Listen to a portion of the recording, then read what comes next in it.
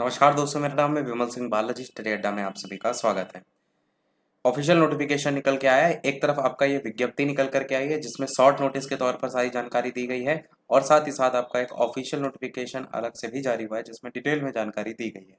ये नोटिफिकेशन निकल करके आया है शिक्षक पात्रता परीक्षा, वो भी उत्तराखंड का। उत्तराखंड के शिक्षक पात्रता परीक्षा को लेकर के 23/7/2024 से आवेदन स्टार्ट हो गए हैं। ये आवेदन 17/8/2024 तक चलेंगे। साथ ही साथ ऑनलाइन जो एप्लीकेशन है उसकी लास्ट डेट 17/8/2024 रखी गई है, और फीस की 19/8/2024, और करेक्शन जो विंडो है उसके लिए भी 20/8/2024 से लेकर 22/8/2024 तक का समय दिया गया है। तो ये उत्तराखंड टीचर एलिजिबिलिटी टेस्ट 2024 है। उत्तराखंड अध्यापक पात्रता परीक्षा, जिसके अंतर्गत प्राथमिक का भी आपको पेपर देखने को मिलेगा और उच्च प्राथमिक का भी। सबसे पहला सवाल यही है आपका, क्या ये शिक्षक भर्ती का नोटिफिकेशन है? तो नहीं, ये एक पात्रता परीक्षा। जिस प्रकार से उत्तर प्रदेश में अगर एक एग्जाम्पल लेंगे तो वहां पर यूपी टेट की परीक्षा होती है, तो ये एक पात्रता परीक्षा के तौर पर है। अब यहाँ पर बात करते हैं थोड़ा सा डिटेल में नोटिफिकेशन। जैसे कि सबसे पहले यहाँ पर ऑफिशियल वेबसाइट दी गई है जिस पर आप आवेदन कर पाएंगे, और यहाँ पर डिटेल में ये भी बताया गया है कि जो आवेदन आप करेंगे उसको लेकर के जो परीक्षा आयोजित की जाएगी वो 26 अक्टूबर 2024 को उत्तराखंड अध्यापक पात्रता परीक्षा को लेकर के यहाँ पर क्लियर लिखा गया है कि ये परीक्षा आपकी कब 26 अक्टूबर 2024 को आयोजित होगी, और प्रातः 10 बजे से 12:30 बजे तक यूटेट 1, और अपराह्न 2 से 4:30 बजे तक यूटेट 2। दो परीक्षा होती है ना, प्राइमरी और जूनियर की, तो उस आधार पर यहाँ पर जो है वो बताया गया है। साथ ही इसमें यह भी बताया गया है कि उत्तराखंड अध्यापक जो पात्रता परीक्षा है उसके लिए जो भी आवेदन पत्र है उसके लिए भी जो भी तारीख दी गई अंतिम, उसके रात्रि 12 बजे तक ही आप केवल आवेदन जो है वो कर पाएंगे। अब सबसे पहले बात करते हैं अर्हता को लेकर के। तो जैसे अगर प्राथमिक स्तर के लिए आप आवेदन करना चाहते हैं 1 से 5 के लिए, तो उस कंडीशन में आपका 50% जो अंक हैं उनके साथ उच्चतर माध्यमिक या इसके समकक्ष, और साथ ही साथ डीएलएड डिप्लोमा या बीटीसी जो भी नाम से आपके जाना जाता है वो आपका होना चाहिए। इसी प्रकार 4 वर्षीय बीएलएड होगा तो भी चल जाएगा। डीएड कर रखा है विशेष जो शिक्षा है उसमें तो भी चल जाएगा। बाकी बीएड को प्राथमिक में मान्य यहाँ पर नहीं है। साथ ही राजकीय प्राथमिक विद्यालयों में मानदेय पर कार्यरत जो शिक्षा मित्र हैं, राज्य सरकार की अनुमति के पश्चात इग्नू से जो 2 वर्षीय डीएलएड शिक्षा उत्तीर्ण कर लिया हो, उसके लिए भी टिप्पणी यहाँ पर लिखी गई है कि उनके लिए क्या क्या शर्तें हैं। जैसे कि दो प्राथमिक शिक्षक के रूप में नियुक्त होने के 2 वर्ष के भीतर एनसीटीई द्वारा मान्यता प्राप्त प्राथमिक शिक्षक शिक्षा में 6 महीने का ब्रिज कोर्स। इसके अलावा 4 वर्षीय डिग्री में प्रशिक्षण पाठ्यक्रम में प्रशिक्षण प्राप्त कर रहे प्रवेश ले चुके अभ्यर्थी भी इसके लिए अर्ह होंगे। साथ ही साथ यहाँ पर आरक्षित श्रेणी को लेकर के भी बताया गया 5% की शिथिलता वगैरह जो है वो दी जाएगी। अब बात करते हैं जूनियर को लेकर के उत्तराखंड के। तो यहाँ पर आप देखेंगे तो उच्च प्राथमिक शिक्षक के लिए स्नातक या उसके समकक्ष और प्रारंभिक शिक्षा में 2 वर्षीय डिप्लोमा बीटीसी डीएलएड यानी डीएलएड वाले प्राइमरी के साथ साथ 6 से 8 के लेवल पर भी आवेदन इसमें कर पाएंगे। न्यूनतम 50% अंकों के साथ स्नातक अथवा उसके समकक्ष और शिक्षा शास्त्र में 1 वर्षीय स्नातक बीएड एलटी वो। साथ ही साथ न्यूनतम 45% अंकों के साथ स्नातक के साथ साथ 1 वर्षीय स्नातक बीएड एलटी शिक्षा शास्त्र वो इसमें आवेदन कर पाएंगे। न्यूनतम 50% अंकों के साथ बीएलएड हो 4 साल का, या फिर आपका 4 साल का बीए बीएससीएड या बीएड, इस तरीके से भी 50% अंकों के साथ बीएड वगैरह की डिग्री आपको पता ही होनी चाहिए 50% अंकों के साथ स्नातक में।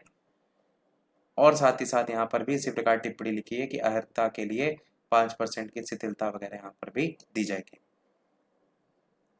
अब बात करते हैं पाठ्यक्रम को लेकर के। तो यहाँ पर जो पाठ्यक्रम निर्धारित है उसके अंतर्गत द्विस्तरीय यानी कि प्राथमिक और जूनियर का अलग अलग होगा, जिसमें आप देखेंगे तो बहुविकल्पी प्रश्नों पर परीक्षा, प्रत्येक प्रश्न 1 अंक का, किसी भी प्रश्न में ऋणात्मक अंक नहीं होगा। परीक्षा अवधि 2 घंटा 30 मिनट की होगी। 150 प्रश्नों की यह परीक्षा होगी। और बाल विकास पेडागोजी पहला पोर्शन, प्रथम भाषा द्वितीय भाषा, गणित और पर्यावरण अध्ययन, इस तरीके से टोटल 5 पोर्शन के साथ प्रश्नों की संख्या 150 और अंक भी 150। इसी प्रकार यूटेट 2 अगर देखेंगे जूनियर वाला उच्च प्राथमिक स्तर वाला, तो यहाँ पर भी आपका बाल विकास पेडागोजी प्रथम भाषा द्वितीय भाषा, फिर गणित विज्ञान के शिक्षक के लिए गणित विज्ञान होगा, सामाजिक अध्ययन के लिए सामाजिक अध्ययन होगा, और अन्य शिक्षकों के लिए 4A अथवा 4B में से एक होगा। यहाँ पर भी 30-30-60 और टोटल 150। अभ्यर्थियों को अपने आवेदन पत्र में प्रथम चयनित भाषा और द्वितीय चयनित भाषा को यहाँ पर सिलेक्ट करना होगा। तो पहली जो भाषा होगी उसमें हिंदी और इंग्लिश में से ही किसी एक भाषा को आप सेलेक्ट कर पाएंगे, और दूसरा जो चयनित भाषा है उसमें आप हिंदी, इंग्लिश, संस्कृत, उर्दू में से किसी एक भाषा को सेलेक्ट जो है वो कर पाएंगे। यूटेट जो द्वितीय है उसके लिए गणित और विज्ञान अथवा सामाजिक विज्ञान में से ही केवल आपको ऑप्शन दिया जाएगा सेलेक्ट करने को लेकर के।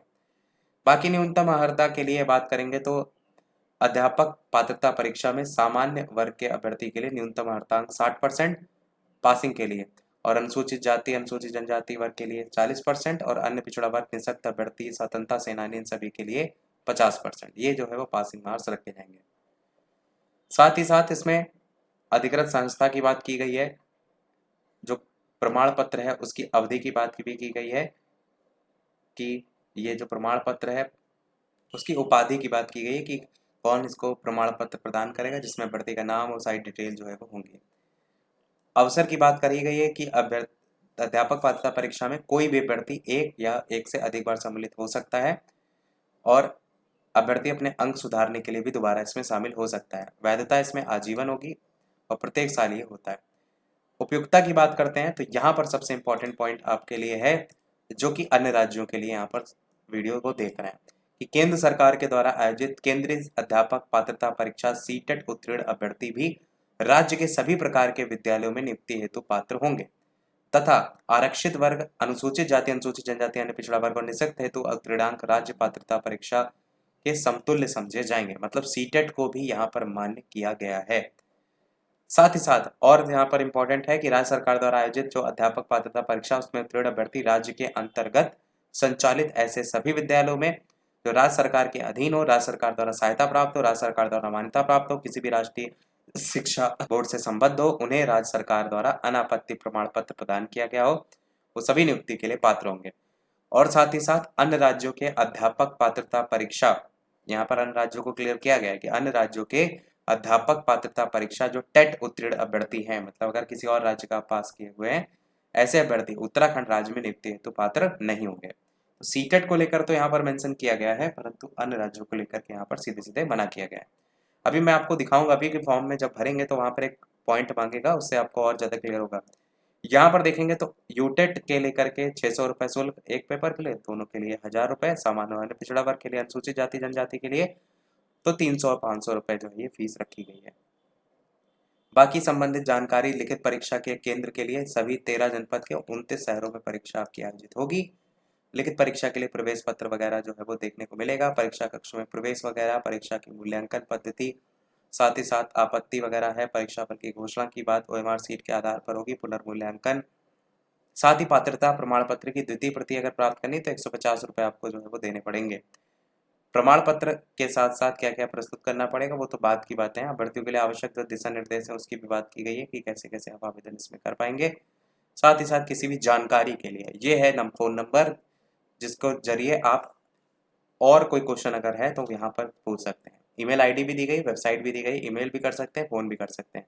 साथ यहाँ पर परीक्षा संबंधित जानकारी के लिए भी कार्मिक को संपर्क कर सकते हैं, जिसमें अधिकारियों के नाम, उनके पद का नाम, उनका मोबाइल नंबर, ये सारी चीज़ें दी गई हैं। तो यहाँ से भी आप जानकारी ले सकते हैं अगर आपको कोई एक्स्ट्रा जानकारी यहाँ पर चाहिए। अब यहाँ पर ये फॉर्म भर करके पूरा दिखाया गया है। इस फॉर्म में बाकी सारी चीज़ें तो आप नॉर्मली आप देखेंगे, नाम और सारी चीज़ें हैं, परंतु एक जो इम्पॉर्टेंट पॉइंट है वो मैं आपको दिखा देता हूँ, और वो है आपका यहाँ पर जो आपसे पूछा जाएगा गृह जनपद का नाम। जब आप आवेदन करेंगे ना तो वहाँ पर आपसे एक कॉलम फिल करने को आएगा, जिसमें गृह जनपद के नाम पर जैसे क्लिक करेंगे तो सारे नाम ऑलरेडी वहाँ पर लिख के आ जाएंगे। जैसे वहाँ का है नैनीताल है, इस प्रकार से, और सबसे नीचे जाएंगे तो वहाँ पर अदर्स का ऑप्शन भी दिया जाएगा। तो यहाँ पर आवेदक को दिए गए जनपदों में से अपने गृह जनपद या मूल स्थायी निवास का चयन करना होगा। ये चीज़ यहाँ क्लियर की गई है, मतलब अन्य राज्यों के लिए अलग से कोई ऑप्शन नहीं दिया गया है। यही इसी में ही गृह जनपद के नाम की जो लिस्ट खुलती है उसमें सबसे नीचे बस अदर्स का ऑप्शन देखने को ही वहाँ पर मिलता है। बाकी आप आवेदन करेंगे तो यही सारे जो ऑप्शन है वो देखने को मिलेंगे। इसमें पूरा आवेदन कैसे क्या कर सकते हैं उसको लेकर के जो है वो बताया भी गया है, और बाकी लास्ट में सारी तारीख की बात की गई जो हम ऑलरेडी आपको बता चुके हैं। तो यही था इस ओवरऑल नोटिफिकेशन में, सीटेट डिटेड सारी चीज़ें मैंने आपको क्लियर कर दी। कोई प्रश्न कमेंट में पूछ लीजिएगा, वीडियो लाइक शेयर सब्सक्राइब अवश्य कीजिएगा। मिलते हैं अगले अपडेट में, तब तक के लिए सभी को नमस्कार, जय हिंद।